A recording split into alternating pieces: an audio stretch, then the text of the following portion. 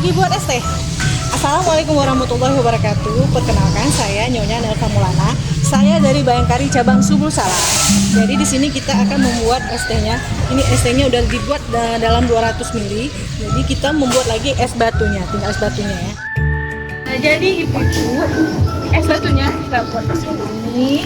Kita masukkan bumbunya ya. Ini es batunya.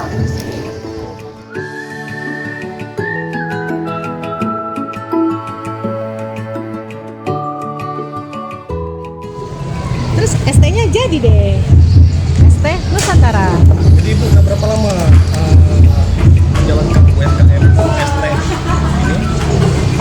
Sebenarnya ini es tehnya baru berjalan selama kurang lebih 1 bulan.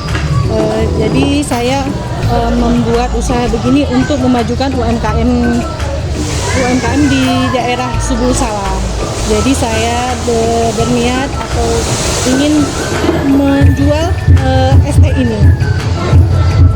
Rasanya gimana es teh?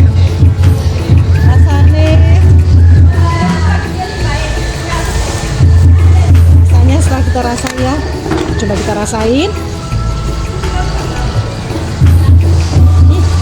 Seger sekali. Yuk, siapa yang mau coba boleh dicoba es teh Nusantara. Jadi di sini kita untuk meningkatkan goal digital omset satset.